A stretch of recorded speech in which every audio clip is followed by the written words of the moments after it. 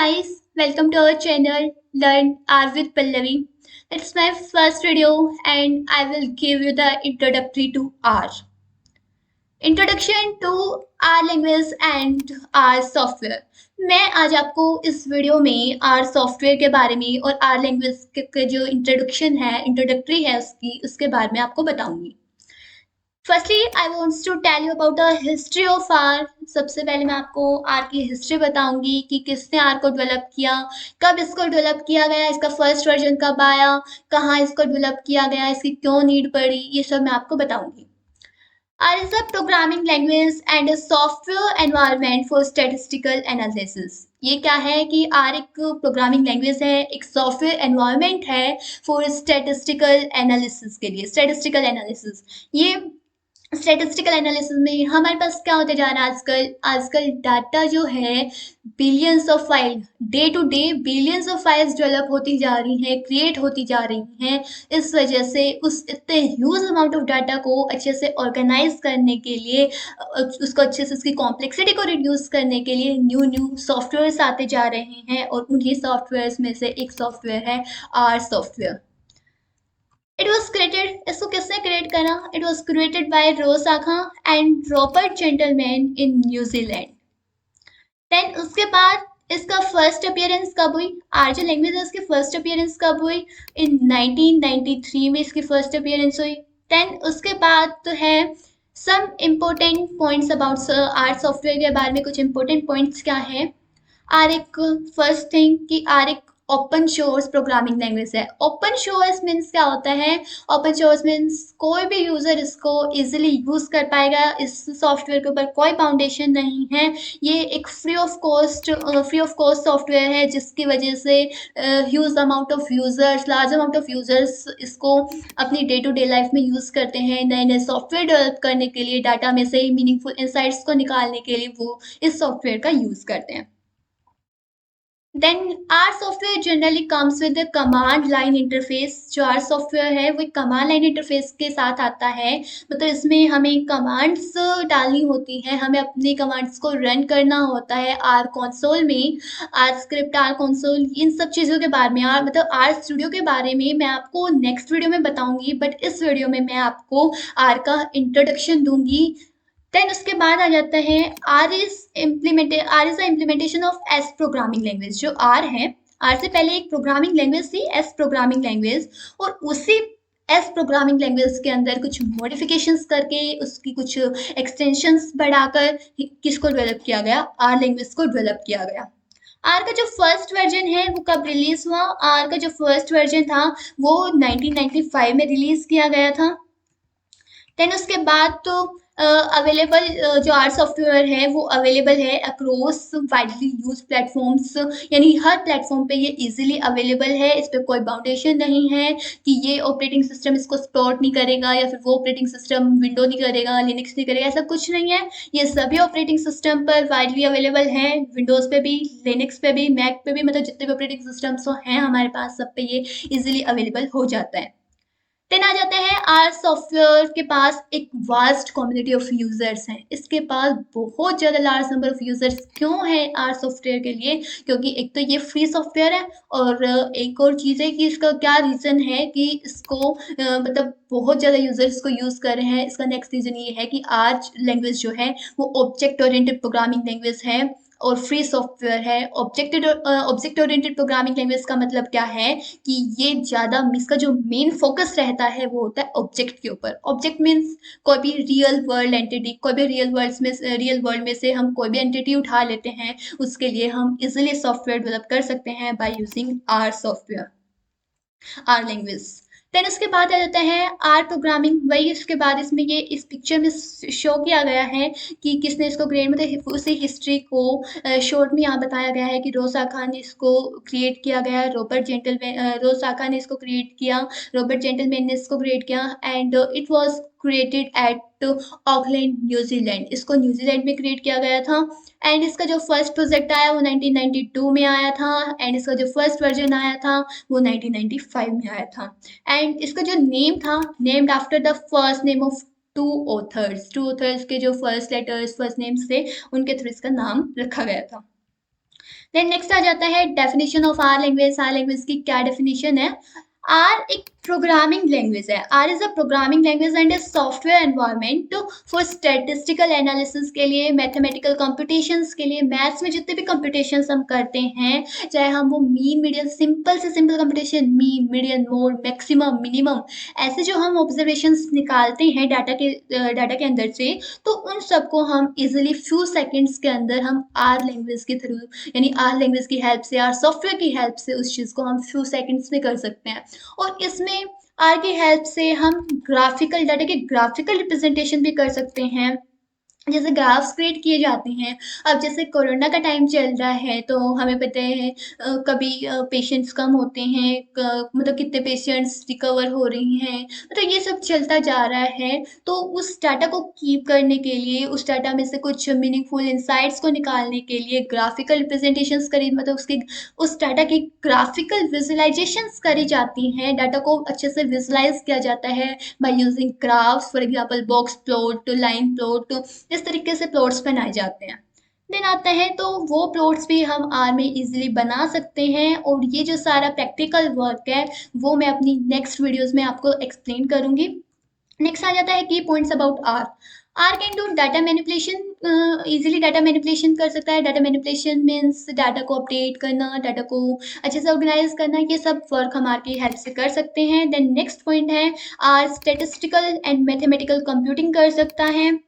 इसीलिए जो स्टैट्स से रिलेटेड टर्म्स होती हैं, मैथ्स की जो कंप्यूटिंग होती हैं, उन सब चीज़ों को ये इजीली कर सकता है। देन आता है, R can do stimulation. R large data set को क्रिएट करने में भी हमारी हेल्प करता है। बहुत बड़े बड़े डाटा सेट्स क्रिएट किए जाते हैं, कुछ ऑनलाइन ऑनलाइन भी अवेलेबल डाटा सेट्स हैं, तो उन सब चीज़ें मतलब इतने बड़े बड़े डाटा सेट्स को क्रिएट करना, that is known as a stimulation. फिर नेक्स्ट पॉइंट है, आर के पास एक इफेक्टिव डाटा हैंडलिंग है, मतलब इसमें डाटा को इजीली हैंडल करने के लिए अच्छे अच्छे फंक्शंस हैं। बहुत तो मतलब डाटा को इंपोर्ट करना, डाटा को आर आर कंसोल में डाटा को किस तरीके से इंपोर्ट करा जाता है, कैसे वहाँ से डाटा को एक्सपोर्ट करा जाता है, तो ये सब चीज़ों के लिए भी इसके पास बहुत सारे इनबिल्ट फंक्शंस हैं। यूजर डिफाइंड फंक्शंस भी हम इसमें अपने खुद के फंक्शंस भी क्रिएट कर सकते हैं। देन आता है, आर के पास ग्राफिकल डिस्प्ले, मतलब आर की हेल्प से हम किसी भी डाटा की ग्राफिकल रिप्रेजेंटेशन कर सकते हैं। और सबसे इम्पोर्टेंट इसमें इसका एक अच्छा फीचर क्या है, कि हम आर की हेल्प से हम, हमारे पास जो भी आउटपुट आता है, उस आउटपुट को पीडीएफ फाइल्स में, जेपीजी फाइल्स में, इन सब में उसको सेव कर सकते हैं और उसकी प्रिंट आउट्स निकलवा सकते हैं। देन आता है features of R. R software के क्या क्या फीचर्स हैं?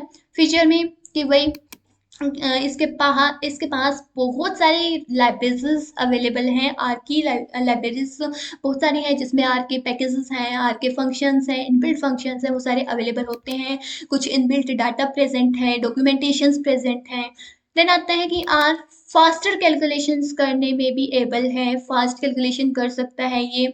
और कॉम्प्रिहेंसिव लैंग्वेज है। आर एक कॉम्प्रिहेंसिव लैंग्वेज क्यों है? क्योंकि हम इसको डिफरेंट टास्क के लिए यूज़ करते हैं, स्टेटिस्टिकल कंप्यूटिंग के लिए यूज़ करते हैं, डाटा विजुअलाइजेशन के लिए यूज़ करते हैं, डाटा एनालिसिस के लिए भी यूज़ करते हैं इस चीज़ को।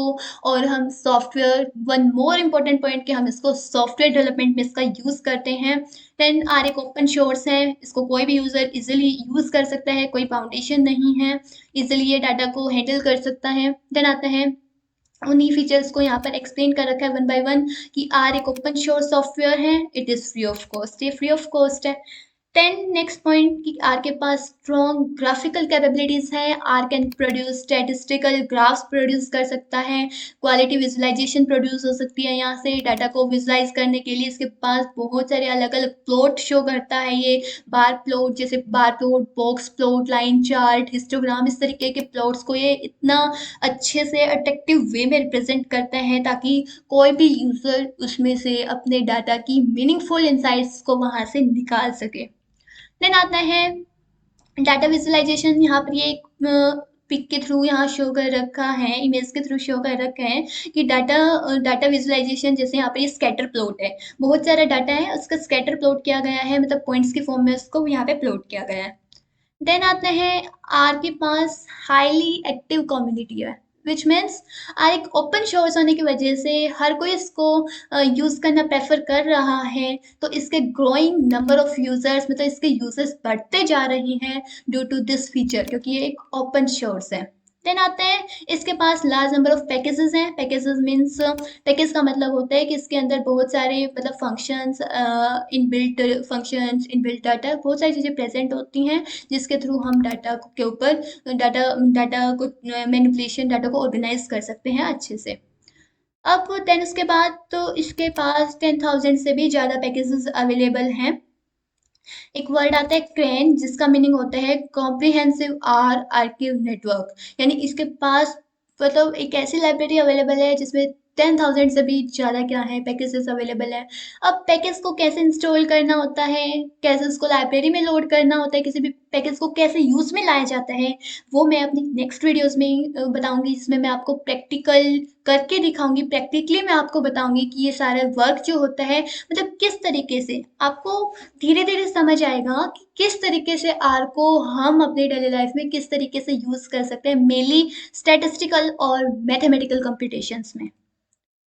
देन नेक्स्ट आ जाता है कॉम्प्रिहेंसिव एनवायरनमेंट। कॉम्प्रिहेंसिव एनवायरनमेंट का क्या मतलब है कि R has a very comprehensive development, means statistical computing भी कर सकता है, ये मैथमेटिकल कंप्यूटिंग भी कर सकता है, और ये सॉफ्टवेयर डेवलपमेंट, मतलब इसके इतने सारे यूसेस हैं आर के कि जिसकी वजह से इसका कैसा एनवायरनमेंट है, कॉम्प्रिहेंसिव एनवायरनमेंट है। और आर एक ऑब्जेक्ट ओरिएंटेड प्रोग्रामिंग लैंग्वेज है, जिसका मतलब ये होता है कि ये ऑब्जेक्ट के ऊपर फोकस करती है, यानी ऑब्जेक्ट के ऊपर फोकस करने का मतलब है कि डाटा के ऊपर फोकस करती है। देन आता है R can perform complex statistical computation से फ्यू सेकेंड यानी जो हम अपनी डेली लाइफ में कंपटीशन करते हैं उसमें इतना टाइम लग जाता है, कई बार तो सोल्व भी नहीं कर पाते हम, तो उन्हीं कंपटीशंस को आर सॉफ्टवेयर फ्यू सेकेंड्स में कर सकता है।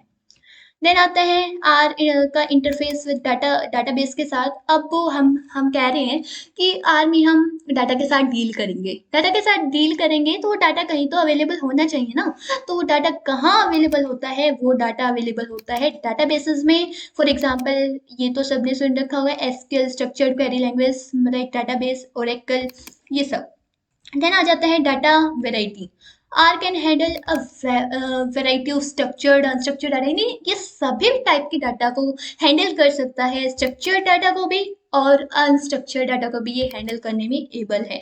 यानी आगे डाटा के टाइप्स आएंगे, मतलब आगे आर में किस टाइप के डाटा होता है, किस तरीके से होता है, मतलब सब उसको मैं आपको अच्छे से एक्सप्लेन करूँगी ताकि आपको कोई प्रॉब्लम ना आए। तो आगे हम ये जो डाटा के टाइप्स हैं, मैट्रिक्स, डाटा फ्रेम, एरे, इन सबको मैं वन बाय वन आपके सामने जल्द ही इनकी जो वीडियोस हैं मैं वो लेकर आऊँगी। देन क्रॉस प्लेटफॉर्म सपोर्ट, यानी R is a machine independent cross platform है। मतलब आर जो है वो मशीन इंडिपेंडेंट है, ऐसा कुछ नहीं है कि जिस पीसी में विंडोज ऑपरेटिंग सिस्टम है उस पर ये वर्क करेगा, लिनक्स पे नहीं करेगा, ऐसा कुछ नहीं है। ये हर पीसी पे वर्क कर सकता है, हर ऑपरेटिंग सिस्टम पे ये वर्क कर सकता है, इजीली अवेलेबल हो जाता है ये हर जगह। देन आता है आर के पास इफेक्टिव इंपोर्टिंग एक्सपोर्टिंग फंक्शन है, यानी हम अपने डाटा को अदर कनेक्शंस के अंदर इंपोर्ट करना, एक्सपोर्ट करना, ये सब हम इजीली कर सकते हैं। देन आर एक कैलकुलेटर की तरह वर्क करता है, जो कंप्यूटर मतलब जितनी भी हमारी कैलकुलेशंस होती हैं उनको, इसको हम एक कैलकुलेटर की भी, इसका वैसे इतना मतलब इतना ज़्यादा यूज़ है, बहुत ज़्यादा, कि इसको एज ए कैलकुलेटर भी हम यूज़ करें। इसके पास बहुत सारे ऑपरेटर्स हैं जिनको हम अपने डाटा टाइप्स के ऊपर लगा सकते हैं, हम अपने डाटा के ऊपर लगा सकते हैं, उन ऑपरेटर्स को अप्लाई कर सकते हैं। मतलब ये डे टू डे लाइफ में रियली में बहुत ज़्यादा अच्छे से इसका यूज़ है, जिसको मैं वन बाय वन करके इसका कैसे डेली लाइफ में किस जगह पे कैसे यूज़ हो रहा है इस चीज़ का, मैं आपको वन बाय वन करके एक्सप्लेन करूँगी। देन आता है एप्लीकेशंस ऑफ आर सॉफ्टवेयर, कहाँ कहाँ इसके क्या एप्लीकेशंस हैं। बैंकिंग सेक्टर में, फाइनेंस सेक्टर में, ई कॉमर्स में, यानी जो भी हमारी ऑनलाइन शॉपिंग की साइट्स होती हैं, जैसे अमेजोन, फ्लिपकार्ट, या फिर जितने भी मतलब जो साइट्स हैं, जो भी मतलब ई कॉमर्स साइट्स हैं, वो सब इसको यूज़ करती हैं। सोशल मीडिया जो फेसबुक, ट्विटर, व्हाट्सअप, या फिर जो भी इंस्टाग्राम, ये सब भी इतना डाटा प्रेजेंट होता है। आपको भी पता होगा कि आजकल बिलियंस ऑफ फाइल्स में डाटा अवेलेबल है, तो इतने सारे डाटा के साथ डील करना थोड़ा मुश्किल था। बट अब आज के टाइम पर इतना ईज़ी हो चुका है, हर चीज़ इतनी ईज़ी हो चुकी है, क्यों? क्योंकि हमारे पास इतने अच्छे-अच्छे सॉफ्टवेयर्स अवेलेबल हैं। देन आ जाते हैं कौन-कौन सी कंपनी इस आर सॉफ्टवेयर को यूज़ कर रही है डाटा एनालिसिस के लिए, यानी डाटा को एनालाइज़ करना। डाटा को एनालाइज़ करने के लिए, डाटा में से मीनिंगफुल इनसाइट्स को निकालने के लिए कौन-कौन सी कंपनीज़ यूज़ कर रही हैं, मैं यहाँ पर नेम्स दे रखे हैं, गूगल, बिंग, मोज़िला, ये सब जो कंपनी हैं, ये सब फेसबुक, जितने भी इंस्टाग्राम, मतलब जो भी ये हैं कंपनीज़, ये सब इसको यूज़ कर रही हैं इस सॉफ्टवेयर को। Thanks for watching my video. Thank